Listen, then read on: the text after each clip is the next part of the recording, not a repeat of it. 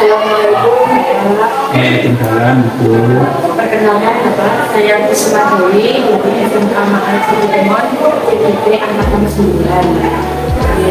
Pagi ini saya datang ke SMP di Balut termasuk awalnya dari Bapak terkait dengan tugas demonstrasi kontekstual dari tugas guru penggerak.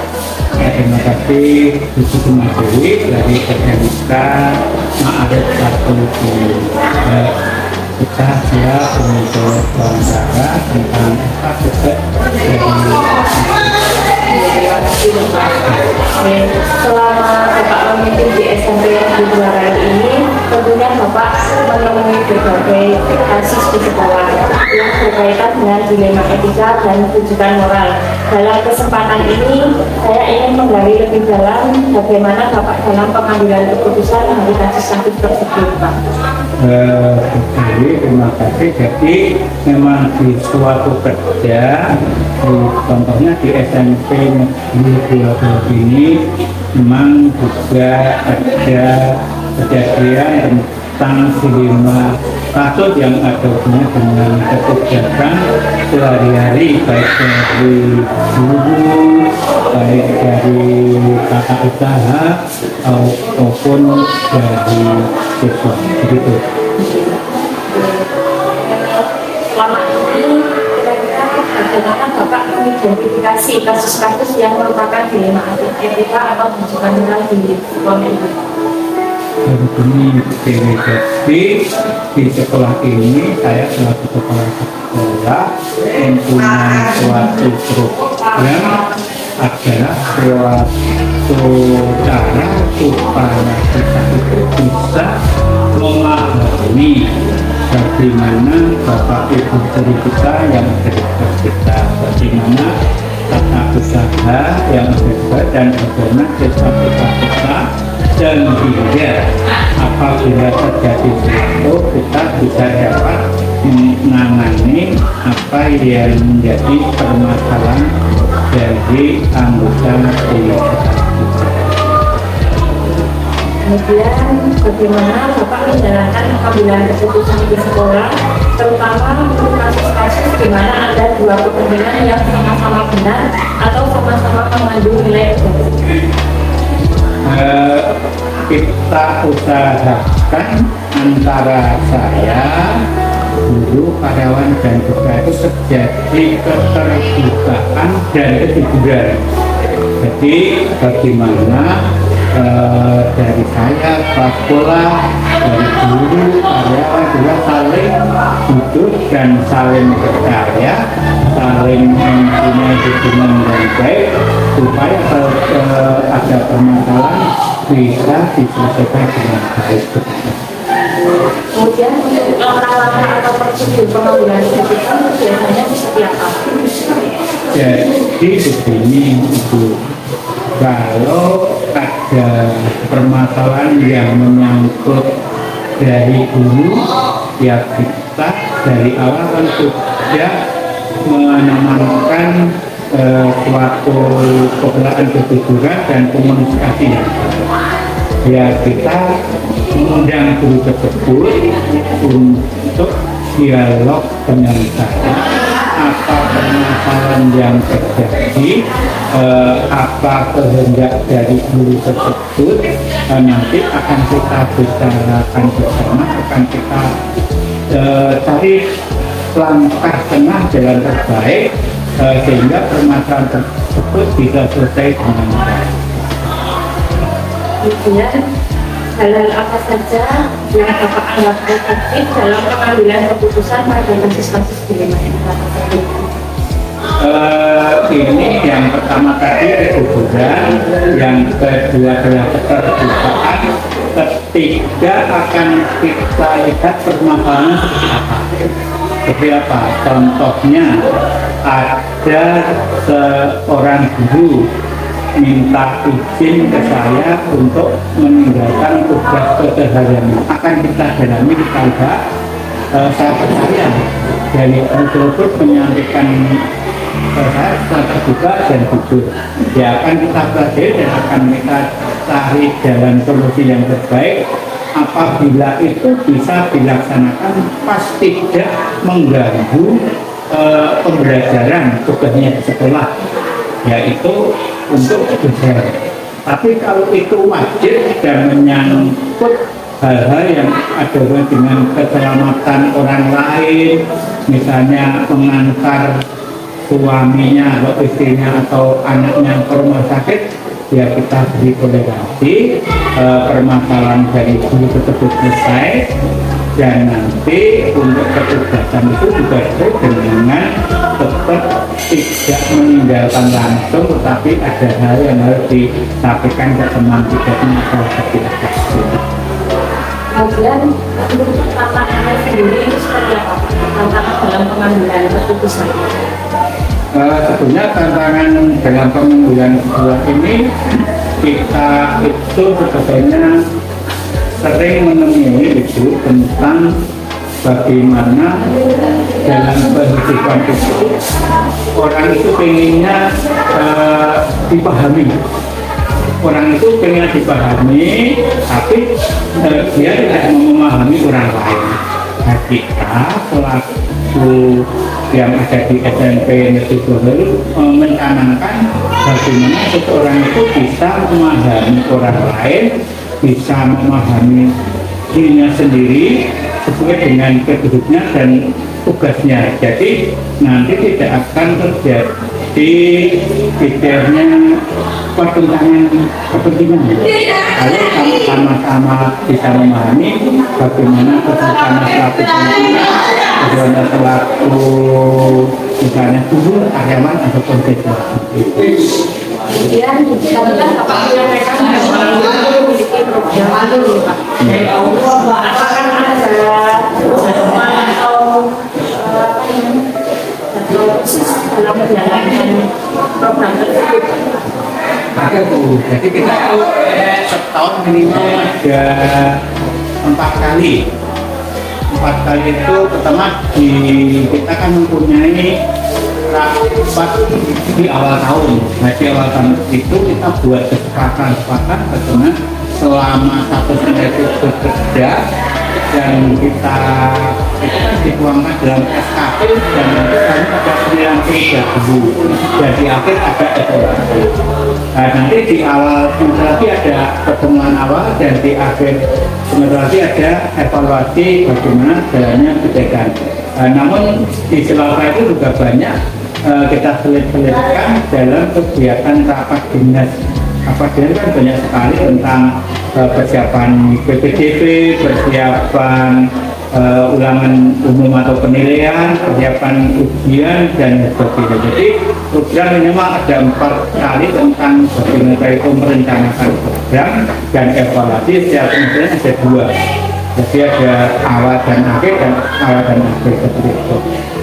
Ya, kemudian dalam pengambilan keputusan tersebut, apakah ada seseorang atau faktor-faktor yang bisa membantu dalam mempermudah pengambilan keputusan tersebut? Sudah saya sampaikan dari awal itu, kita itu membangun sistem kerja di SMP di Bogor. Jadi kita bekerja tidak bisa sendiri. Jadi banyak yang membantu, terutama itu semua warga besar di SMP Negeri Bogor, kepala sekolah, masing-masing guru, masing-masing karyawan siswa itu punya peran masing-masing sesuai dengan ketugasannya. Jadi tidak ada warga sekolah yang tidak mempunyai peran terhadap kemajuan yang ada di SMP Negeri Bogor, terutama kalau ada permasalahan. Permasalahan itu ada suatu masalah kita, ada masalah kita bersama. Walaupun secara prinsip permasalahan individu tidak boleh disebarkan ke orang lain, namun demikian suatu kasus bisa dibahas, tapi tidak akan menyebut nama dan sebagainya. Yang itu adalah umpan balik bagi kita semua supaya semua tidak mempunyai permasalahan dan jalannya kegiatan di SMP Negeri Bogor itu akan dijalani. Terima kasih Bapak, wawancara ini sangat menginspirasi. semoga nanti SMP Negeri Bawang juga dapat berjalan dengan baik. Kami juga mengatakan juga diberikan waktu dan kesempatan untuk pengelolaan anak ini. Terima kasih Bu Suma Dewi. Jadi kami sangat berterima kasih diwawancara seperti ini. Artinya tak mengingatkan kami juga bahwa kami bukan punya kewajiban tentang mengingatkan teman-teman untuk menjalankan kewajiban dengan baik, tapi juga tidak meninggalkan hal-hal yang memberikan moral etik yang ada di luar yang semua itu saling berhubungan.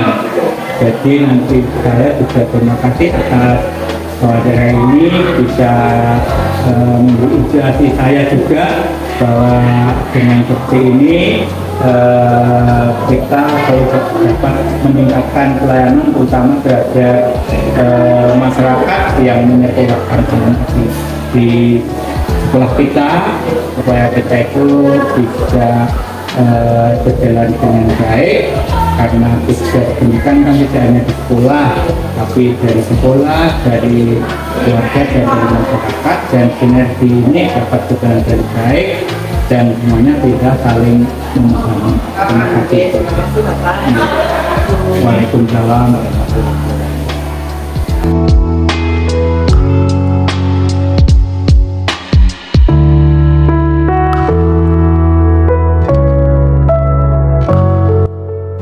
Assalamualaikum Bu. Waalaikumsalam warahmatullahi wabarakatuh. Ya, perkenalkan Bu, saya Kusuma Dewi, CDP Angkatan 9 dari Kulonprogo. Iya. Mohon Ibu juga memperkenalkan diri terlebih dahulu. Iya. Perkenalkan, nama saya Ibu Darmawati SPD. Saya kepala sekolah di SD Negeri Lukuk, Pates, Kulonprogo.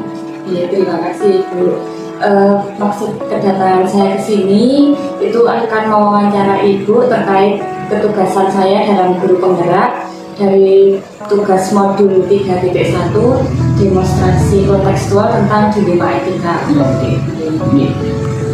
Iya. Di sini saya akan mewawancarai Ibu dari beberapa pertanyaan. Iya, siap. Selama memimpin di sekolah Ibu, tentunya Ibu menemui berbagai macam kasus yang berkaitan dengan dilema etika dan rujukan moral, Ibu ya. Dalam kesempatan ini saya ingin menggali lebih lanjut bagaimana Ibu dalam pengambilan keputusan dari kasus-kasus tersebut. Iya, saya melihat dari segi hukum, Mbak. Apabila kasus tersebut melanggar hukum, maka sudah tentu benar lawan salah. Namun jika masih bisa dikatakan benar lawan benar, maka dilema etika. Dengan cara menganalisis apakah keputusan yang akan diambil antara benar lawan salah atau rujukan moral, ataukah benar lawan benar, atau dilema etika. Kalau dilema etika lebih menekankan pengambilan keputusan yang tepat dan bijaksana karena tidak ada keputusan yang salah di dalamnya, sedangkan rujukan moral antara benar lawan salah, seperti itu. Kemudian bagaimana Ibu menjalankan pengambilan keputusan di sekolah, terutama untuk kasus-kasus di mana ada dua kepentingan yang sama-sama benar, atau yang sama-sama mendukung nilai kebajikan? Oke. Sebelum keputusan diambil, terlebih dahulu dikumpulkan fakta, siapa yang terlibat, menganalisis benar salahnya, membuat alternatif solusi dan membuat keputusan, kemudian merefleksikannya serta kesemuanya harus dibawa dalam doa. Nah, diawali dengan penelusuran masalah, kemudian mengidentifikasi masalah hingga terbentuklah kesimpulan, dan dari kesimpulan inilah sebagai dasar dalam mengambil keputusan. Utamakan yang menjadi prioritas dengan keputusan berpihak pada murid, tapi tetap memegang teguh kebijaksanaan. Sudah bagus nih Bu, untuk pengambilan keputusannya. Kemudian untuk langkah-langkah atau prosedur yang dilakukan dalam pengambilan keputusan itu seperti apa? Ya, untuk menentukan langkah-langkah, kita lebih dahulu menentukan penyebab permasalahan. Kemudian menentukan siapa yang terlibat, berdiskusi dengan warga sekolah, membuat beberapa solusi keputusan, menimbang lagi dari berbagai sudut pandang sebelum memutuskan, dan setiap keputusan yang dilakukan dibawa dalam doa. Nah, mengidentifikasi masalah, kemudian mengklarifikasi tujuan khusus yang diinginkan, memeriksa berbagai kemungkinan untuk mencapai tujuan dan melakukan keputusan, mengidentifikasi masalah, kemudian melakukan diskusi dengan pihak yang terlibat untuk mengambil keputusan yang terbaik. Seperti itu. Kemudian hal-hal apa saja yang selama ini Ibu anggap efektif dalam pengambilan keputusan pada kasus-kasus dilema etika? Oh iya. Dengan menelaah siapa yang terlibat, sifat urgent kasus dilema, dan mengambil alternatif diskusi, membayangkan sosok panutan untuk mengambil keputusan secara bijaksana dengan mempertimbangkan situasi dan kepentingan yang terlibat. Ya, kemudian kalau dalam pengambilan keputusan itu biasanya ada tantangannya gitu. Nah, itu kira-kira hal-hal apa saja yang selama ini menjadi tantangan Ibu dalam pengambilan keputusan? Tantangan itu pasti ada. Nah, tentunya kita harus mencari keputusan yang terbaik karena keduanya merupakan masalah yang sama-sama benar, yang harus menguntungkan kedua belah pihak. Nah, di saat keputusan yang diambil bertentangan dengan keputusan dari pihak lembaga, keputusan yang diambil terkadang melanggar prinsip keadilan bagi anggota yang lain karena seolah-olah seperti ada pelakunya dan istimewa dari pihak pengambil keputusan. Kemudian apakah Ibu memiliki sebuah tata cara atau jadwal tertentu dalam sebuah penyelesaian kasus dilema etika?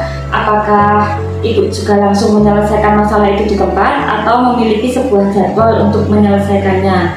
Bentuk atau prosedur seperti apa yang Ibu jalankan?